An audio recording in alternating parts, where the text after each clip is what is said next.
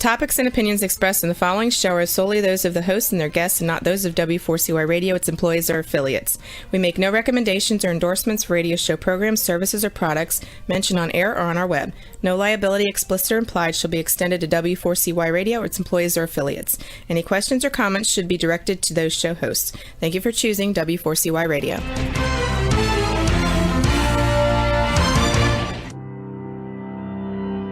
Welcome to Leadership for Life with Gina Gardner on W4CY Radio and Talk4 TV. Join your host, who is a multiple #1 international best-selling author, motivational speaker, empowerment and transformational leadership coach and trainer. She's the founder of Genuinely Hyphen You and has 30 years experience of helping people step into their genuine, authentic power. And now, here is Gina Gardner, your host of Leadership for Life.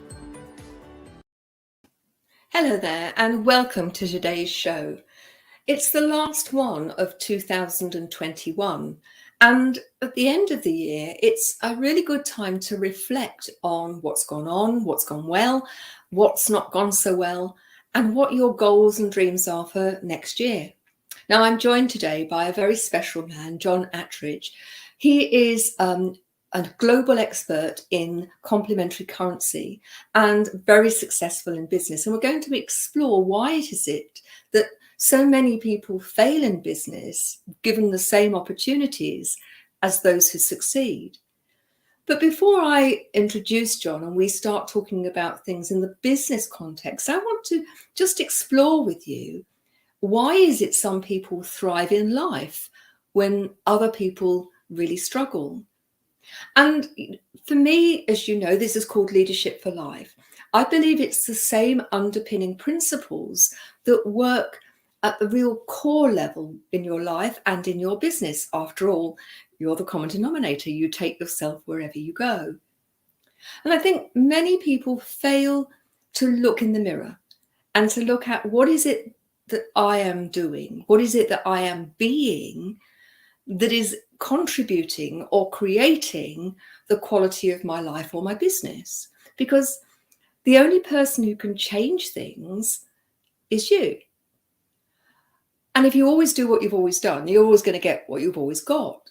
So as we leave 2021, and it's been a challenging year for most people, I would say, you have an opportunity here.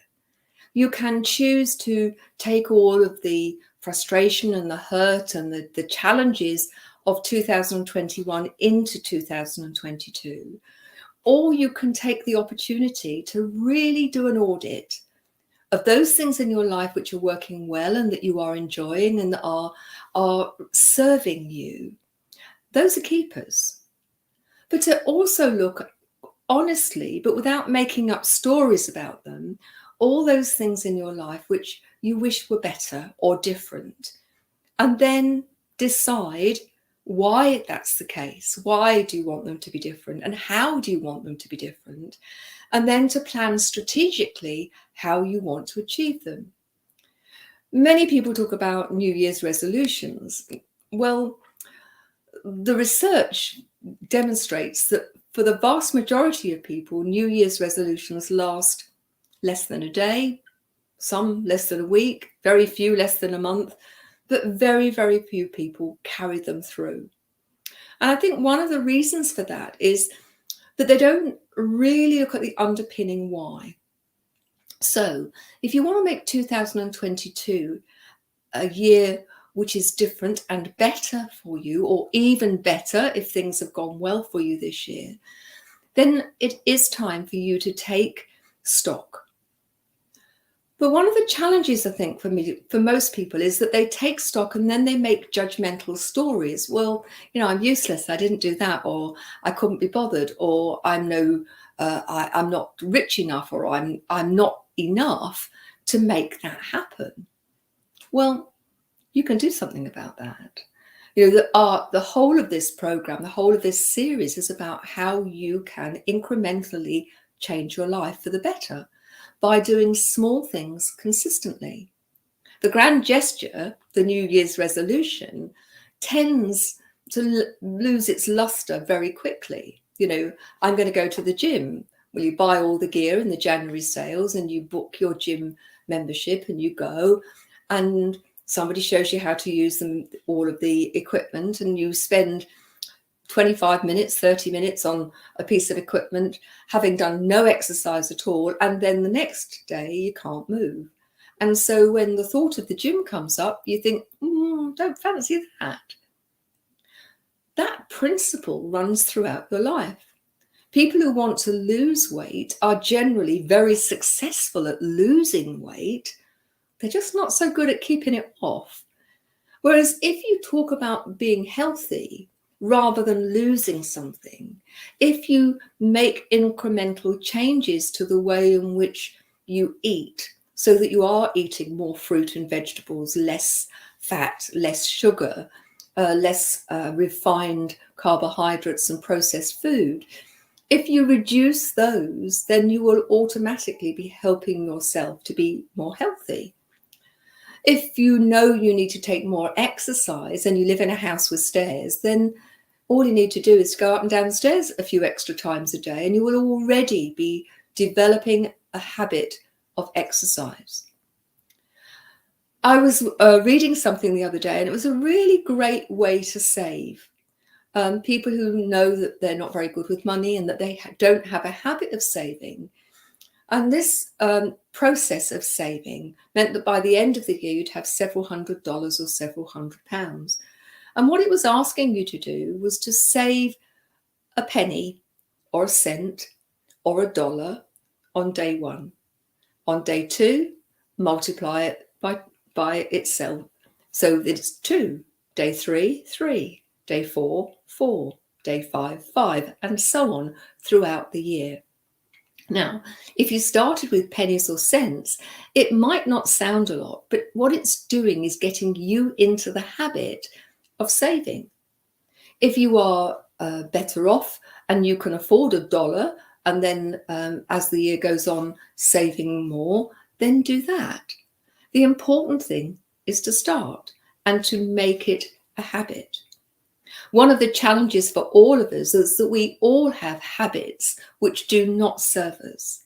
95% of our thoughts are habitual.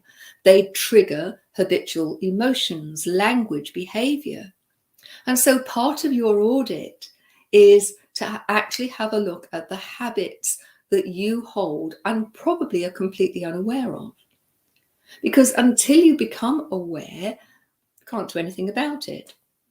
Those of you that listen to the show regularly will be familiar with the principle of becoming the journalist in your own life. And just as a journalist will study the person that they've been sent to write an article about, studying your own life, the way in which you behave is the first stage. And then it's up to you to decide whether to keep it as it is or to do things differently. And then when you do things differently, to recognize that certainly for at least the first 30 days and probably longer, for that new habit to embed, you need to be doing it consciously, mindfully, so that it does become installed. All the time, keeping your eye on the prize. Why is it you want to change that? So if it's love that you're looking for in 2022, think about who would be your perfect partner. And then think about how would you need to be the perfect partner for your perfect partner. Where are you going to meet that sort of person? What values do you want them to have? How do you want this to turn out? Because if you have a history of relationships that haven't worked, remember you are the common denominator. So whether it's in how you choose or how you behave, take responsibility for how that relationship pans out. And if you want something different, you have to be something different. If you're in a job that you hate, and many people have been furloughed or made redundant, are now considering setting up their own business. It's a very different mindset being an employee to running your own business. And many businesses fail within the first 5 years, many of them a lot sooner than that. You have to ask yourself the question, why? And we're going to go into a break in a moment. And when we do, we're going to talk with Attridge, who has a huge wealth of experience. You know, the title of this particular episode is Business Blunders and Bloody Great Ideas. And this is a man who has some bloody great ideas. And actually, he's very good in business, but I've no doubt that there were some blunders along the way. So don't go away. Join me after the break and I'll introduce John to you. See you in a moment. You have been listening to Gina Gardner on Leadership for Life. We'll be back after this quick break.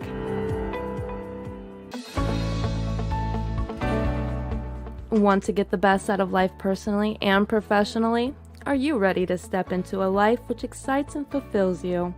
Well, the right place for you is Leadership for Life with Gina Gardner on W4CY Radio and Talk4 TV. We will share with you stories from inspiring people, a wide range of guest experts, and lots of practical strategies to help you get the very best out of your personal and professional life. Leadership for Life is a radio and TV show focused on helping you live a happier, more successful, and fulfilling life. Join international best-selling author, motivational speaker, empowerment and transformational leadership coach and trainer, Gina Gardner, live every Thursday, 1 p.m. Eastern Time on W4CY Radio and Talk4 TV.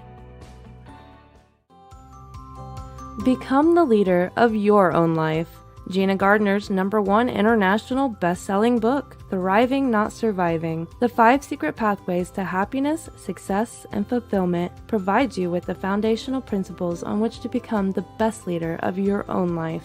It's available as an ebook, paperback, hardback, and as an audio from genuinely-u.com, or also from Amazon. Every one of the principles have been proven to work for the countless people who have used them, including the author. Now, let's put them to work for you. If you're ready to discover your true leadership life design, accelerate your journey with an invitation to join Gina for Leadership for Life VIP Day. Choose your journey of self-discovery where Gina will help you navigate your way to happiness, success, and fulfillment. To find out more, email gina@genuinely-u.com. Welcome back to Leadership for Life. Here is your host, Gina Gardner. We have a very special guest today, someone with a wealth of experience which spans several businesses, very successful businesses. Let me read you his bio before I actually bring him on the show.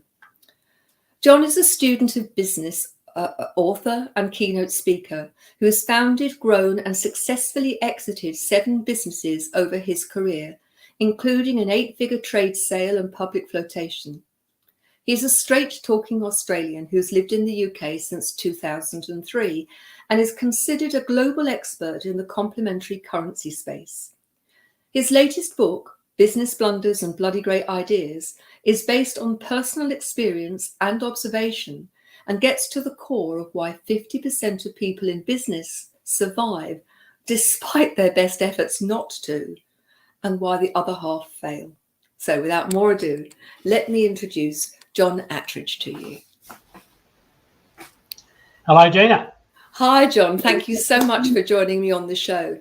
And I think a really critical time because so many people are now choosing to set up their own business because of what's gone on. And beginning of the year, new start, new opportunities. But before we get into the body of your book and the advice that you're offering, would you please give us a little bit of your journey and tell us how you come to here and to be such an expert? Yeah, well, I started in business. I've been with some big multinationals like MLC Life and Microsoft and Coca-Cola, Lend-Lease Corporation.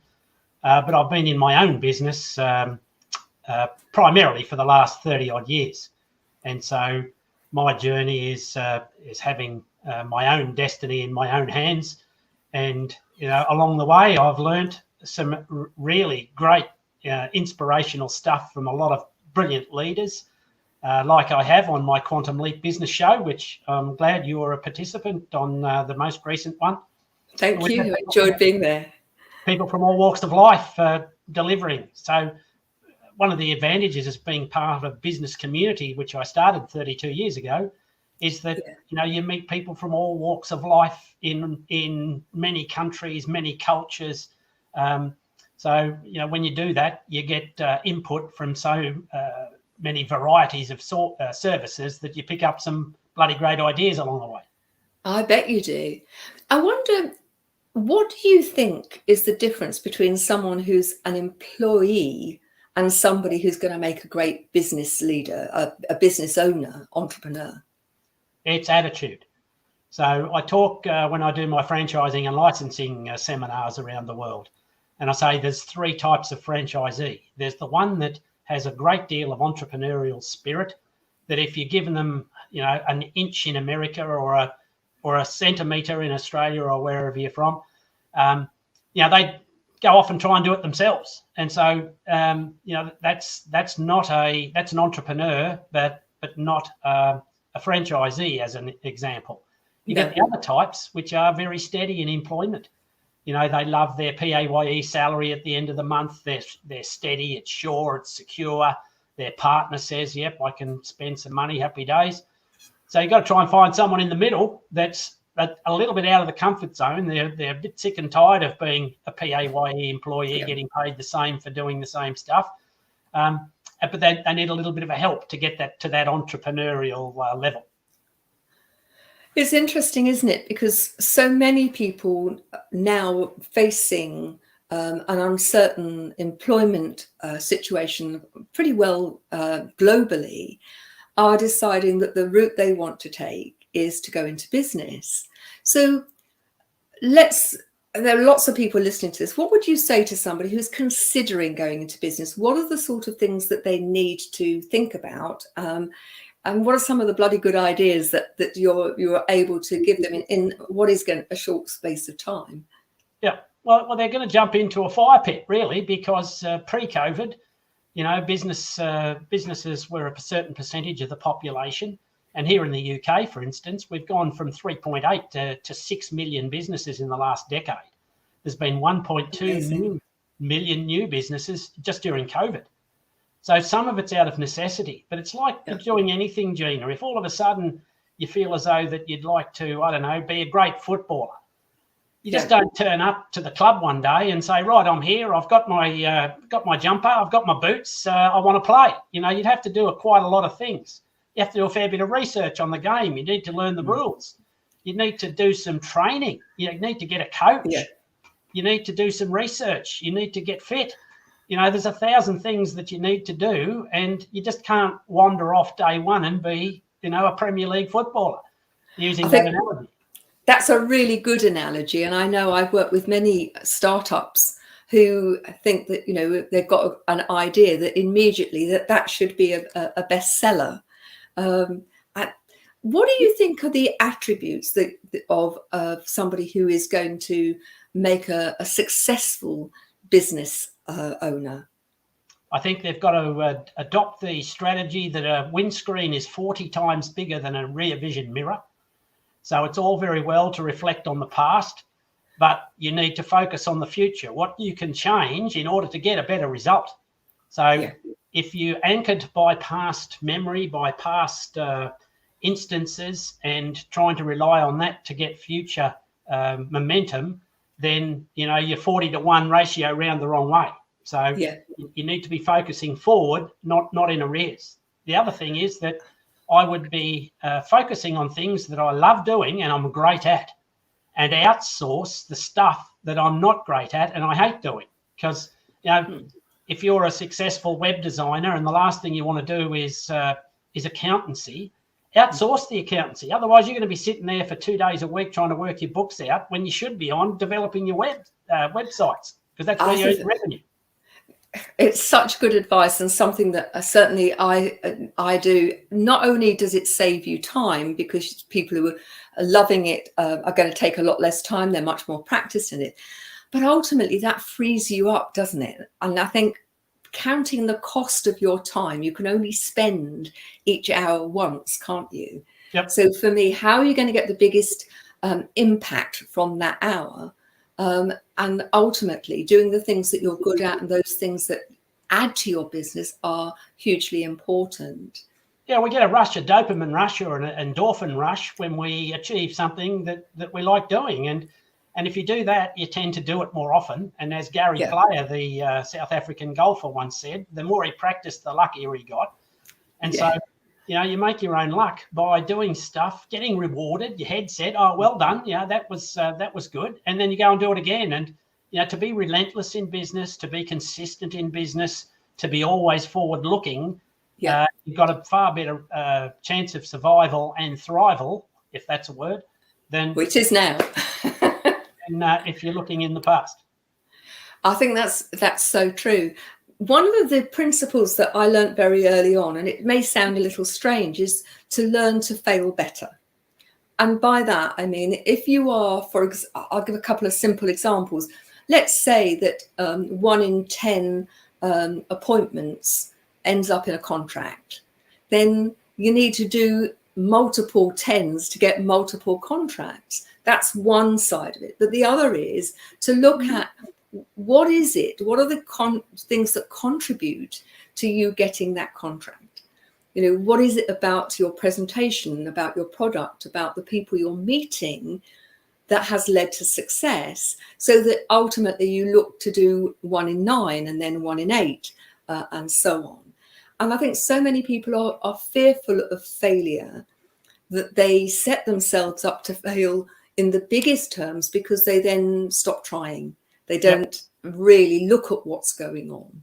I have a 50 no strategy, which says that you've got to get 50 no's in a row.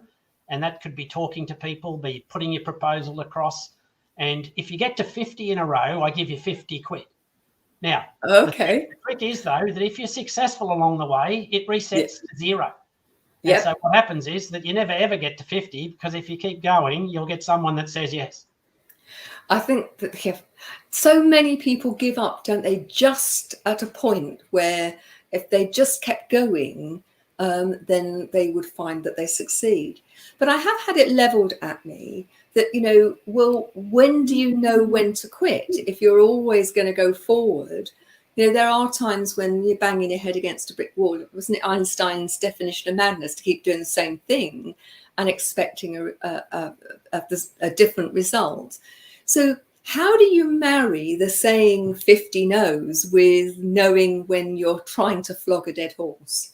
Well, it goes back, you said something earlier, which is totally correct, is if you continue to do what you've always done, you'll always get what you've always got. However, with the advent of social media, I would proffer that you will not get what you'll always got, because the world will have moved on from where you began.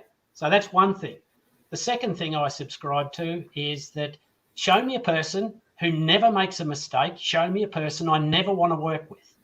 Show me a person who's going nowhere. They're going nowhere, aren't they? Continues to make the same mistake. Show me a person I never want to work with. So the idea is that there's no silver bullet. You've got to get out there, you make a plan, and then you apply that plan with realistic expectation, work out what is going right, what is not going right, change or be a little agile, a little bit nimble. I hate this word being the word that, you have to change completely what you're doing, that gets bandied about in the world. And that's like the Titanic and asking the Titanic to become a helicopter.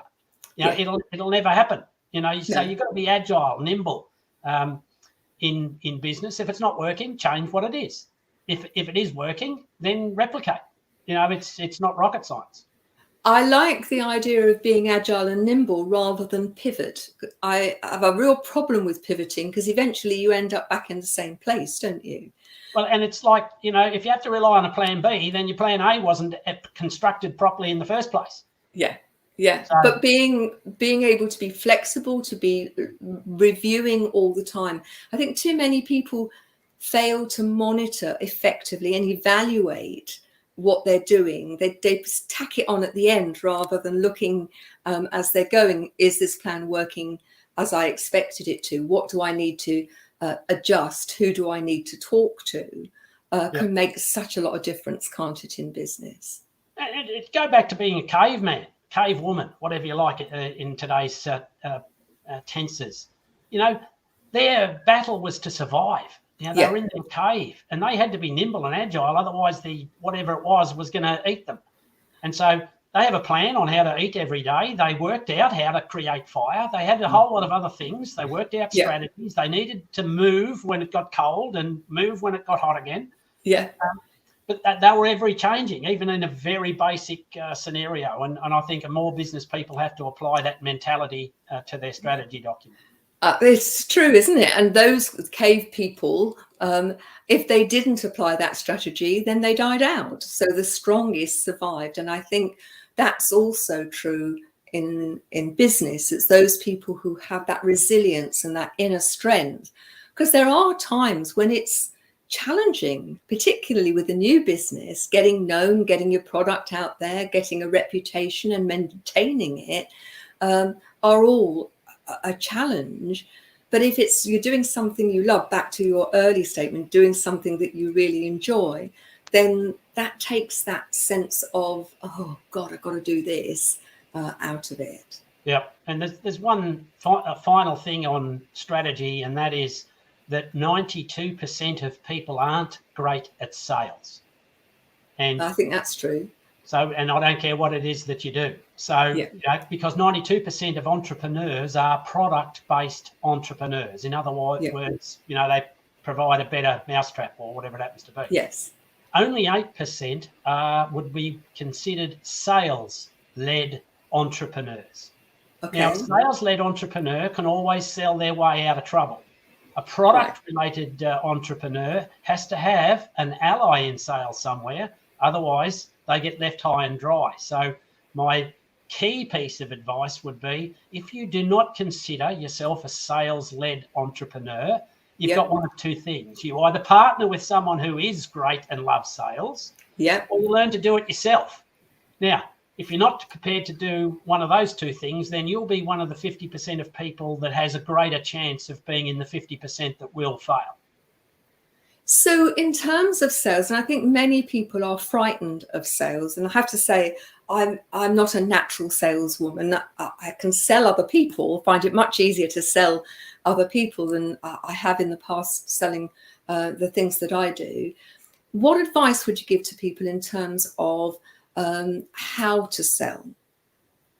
I think selling is a personal thing. It's a structure. One of the great guys that I saw 50 years ago in the US, and Brian, I don't need to repeat his name, but he's regarded around the world as one of the key guys. And he had a spine and ribs method of selling, which says that you have a beginning point and you have an end destination. You have a whole lot of side conversations along the way, but you need to return to the central spine to put a logical story to find a solution, listening to your prospect, that at the end, if the solution is apt, then the prospect will be saying, John, I want this. It's providing a solution. So a lot of people get mixed up and they don't provide what I would call a sales track.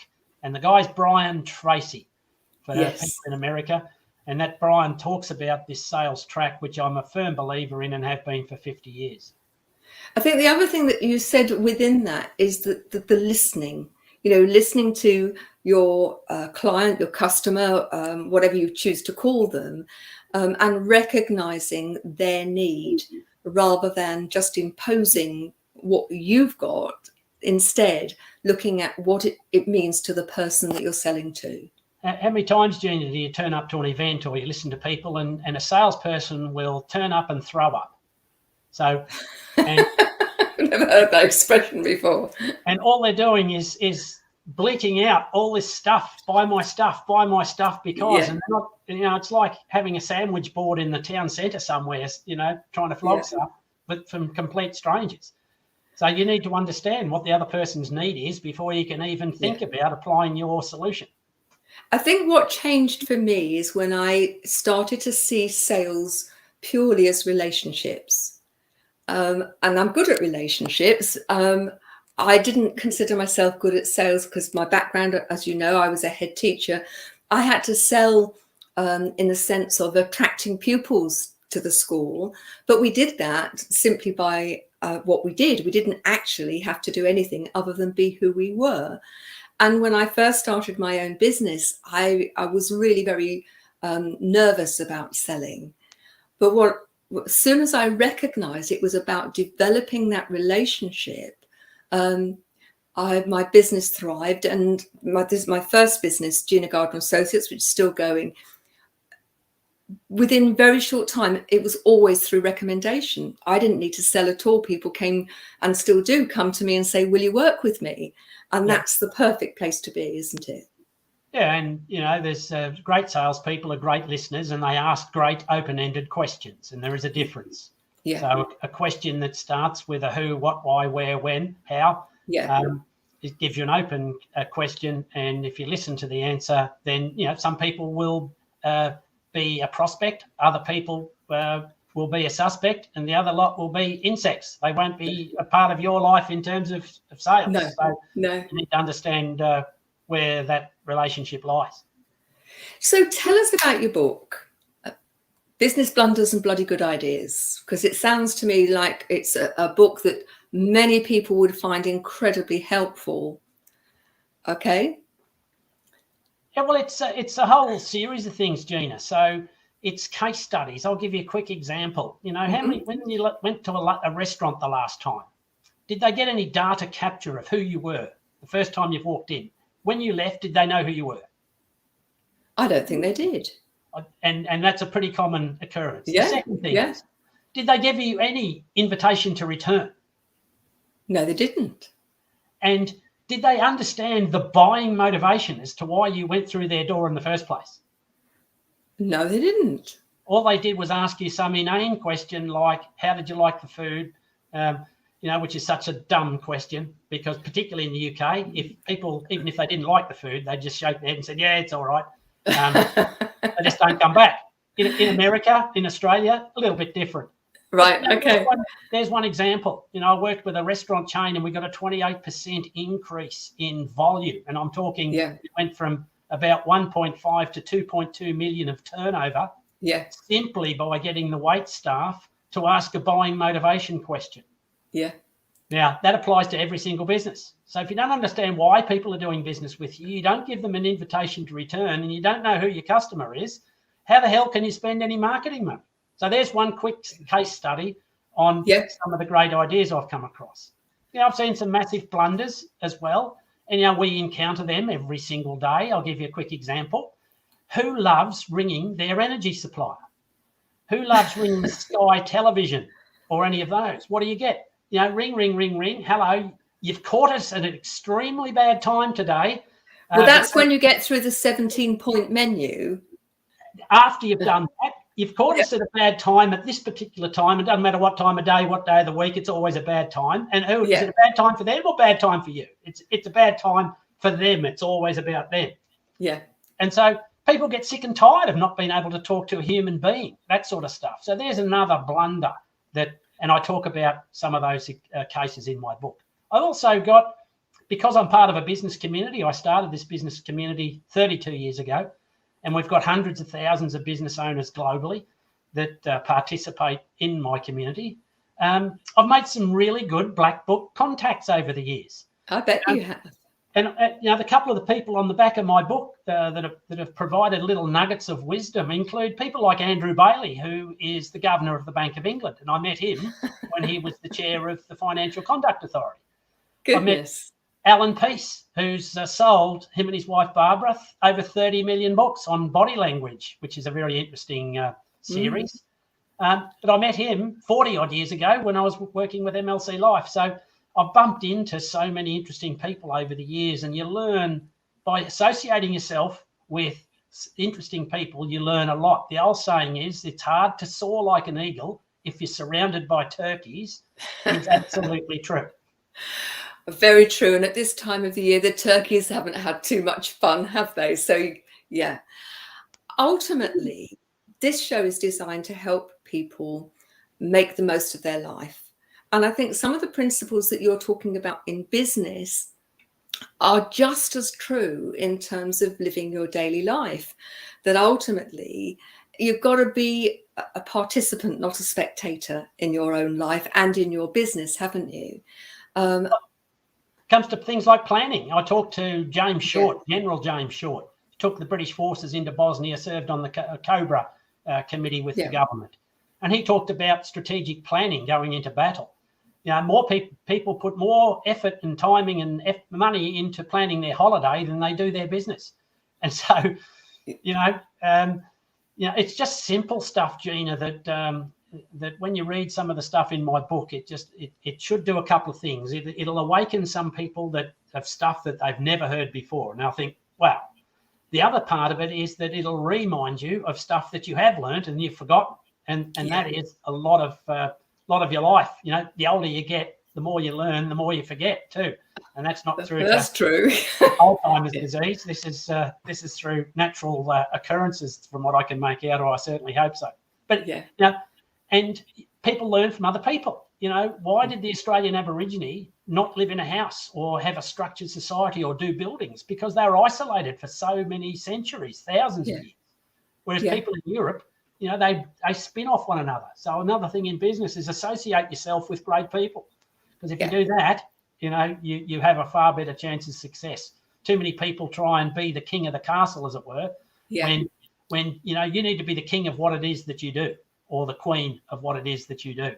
But surround yourself with great people, because they'll provide the gaps that you don't have, and there's no one that I've ever met that's perfect. No, it's such good advice. So where can people find you if they want somebody to come to a keynote, or they need to want to become part of your community? So they can find me on LinkedIn, Gina. Just my name there. I think I'm the only person with that name that does what I do.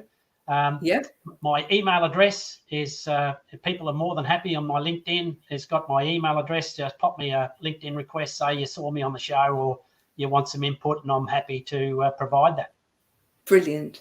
Now, we're proud members of B1G1, Buy One, Give One, which is an organisation designed to help businesses recognise that that by giving, it can actually be great business, and that you can do good for other people and at the same time do good for yourself. And every time I have a guest, they're invited to choose one of 3 projects. We have different projects each month, and then we donate on their behalf. And you've chosen clean water. It just seems to me a tragedy that in the year 2022, we're going into a year and there are still many, many people whose only choice is to drink dirty water, and as a result, it staggers me that there's 3.2 billion people on the planet in this situation, and when most of us, our biggest moan is, will we have turkey for Christmas? I just can't get over it sometimes that other people have got a lot more onerous conditions on their lives. Well, let me just explain to those who are watching or listening this particular project. So we're going to be giving underprivileged children in Tanzania access to life-saving water. It's not readily available in poverty-stricken areas. And this is done through 28 to 40 metre rope pumps, which go right the way down into the aquifers and allow clean water to come to the surface. Now, it's interesting because not only does it give them clean water, but it's usually the young children and women who go and walk miles to collect water. But when they've got a rope pump in the village, it then frees those children to go and attend school. And that enables them to lift themselves out of poverty. Now, if you're listening, remember that for every person who downloads, whether it's the TV version or the video version or one of the podcasts, we donate. And you can choose whether you want that to be environmental, food, water, or education. Just let us know. And if you're a business out there and you're interested in joining B1G1, then please let me know. Email me at gina@genuinely-u.com. John, it just remains for me to say a huge thank you for being on the show. You are an absolute inspiration. And I know that the many people out there who are either just starting their business or who are well established will benefit from your expertise and experience. More millionaires are made during times of downturn than are ever made in times of boom. And I think, if you're considering starting your own business, or you've got a business and it's not doing too well, then John's book, Business Blunders and Bloody Good Ideas, is there to help you. So thank you very much, John. It's been a pleasure to have you on the show. Been my pleasure too, and I hope some of the insights, inspiration and ideas help people on their journeys. Fabulous. Thank you. Don't go away. Be back after the break. See you in a couple of minutes. Thanks, John.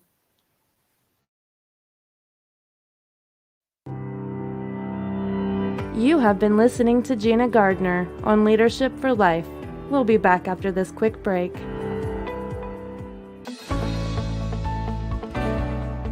Want to get the best out of life personally and professionally? Are you ready to step into a life which excites and fulfills you? Well, the right place for you is Leadership for Life with Gina Gardner on W4CY Radio and Talk4 TV. We will share with you stories from inspiring people, a wide range of guest experts, and lots of practical strategies to help you get the very best out of your personal and professional life. Leadership for Life is a radio and TV show focused on helping you live a happier, more successful, and fulfilling life.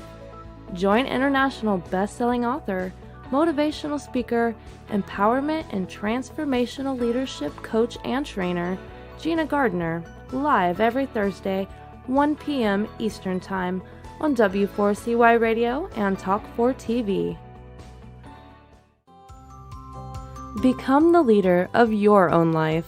Gina Gardner's #1 international best-selling book, Thriving Not Surviving, The 5 Secret Pathways to Happiness, Success, and Fulfillment, provides you with the foundational principles on which to become the best leader of your own life. It's available as an ebook, paperback, hardback, and as an audio from genuinely-u.com, or also from Amazon. Every one of the principles have been proven to work for the countless people who have used them, including the author. Now, let's put them to work for you. If you're ready to discover your true leadership life design, accelerate your journey with an invitation to join Gina for a Leadership for Life VIP Day. Choose your journey of self-discovery where Gina will help you navigate your way to happiness, success, and fulfillment. To find out more, email Gina at genuinely-u.com. Welcome back to Leadership for Life.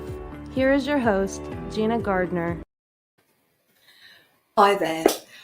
We're down to the last few minutes of the last show of 2021. So it really is time for you to think about how you're going to approach next year. You can choose to carry on doing what you've done, to stay within your comfort zone, but most of you recognize that staying in your comfort zone means that you're playing small, that you're not being the best version of you. Now, it can be scary, but there's a lot of help out there. And, the guest on the show today, John Attridge, is offering people who are in business help. And over nearly 40 years of working with people, helping empower them personally and working with them in the business context, recognize how important it is to have a coach or a mentor. John mentioned that when he was talking too. And I think so many people can actually recognize that in the sporting world that it is worth having a coach and that can make a huge difference to people's performance. But they don't recognize how valuable that can be both in personal life, relationships, and also business. But ultimately, having somebody who is fighting your corner, but at the same time recognizes when you're BSing yourself and holds a mirror up and says, really? But does it in a way that is supportive, that where you feel safe, can be a huge, huge advantage. Now, I've been in the game so many years, and yet I have my own coach, I have my own mentor, because ultimately I'm always looking to learn from someone who is further along in a particular part of the journey. Now, are they further along than in all of my journey? No, they're not. But I look for the areas where I have recognized that I need to develop that I need an expertise that I don't have, or that I need to just take things to the next level, or simply I need somebody to challenge me and say, you can do better than that. I find it really interesting that if your boiler's not working quite right, or your car's not running as well as it should, you have no problem in going to an expert and saying, can you get it up to optimum level? And yet how often people will avoid dealing with their own stuff because they don't want to feel vulnerable. I think 2022 is where we will see authenticity become much more obvious on the agenda, at a personal level, at a business level, at a leadership level. Walking your talk, speaking your truth, but speaking your truth in a way that is not unkind or rude, but just being able to say to people, this is who I am, and this is what I believe, and this is why I believe it. And so I choose to do things in this way. Being able to say to people, no, but to do it graciously and to do it in a way that doesn't leave the other person feeling bad. Being true to who you are. So important.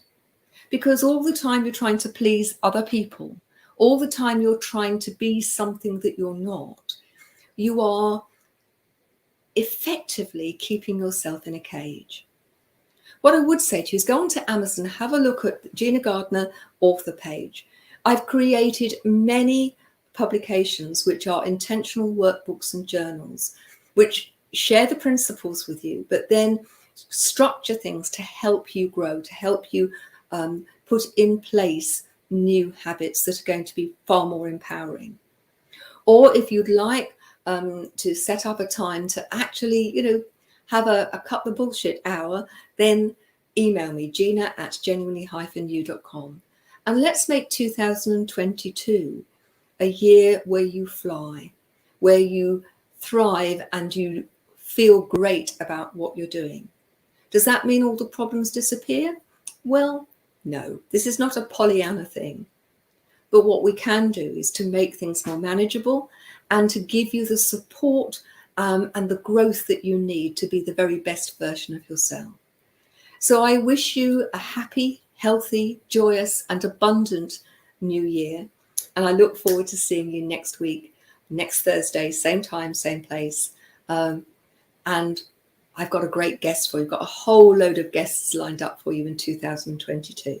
So wishing you a very happy new year, a year when you should become the leader in your own life. Bye-bye now.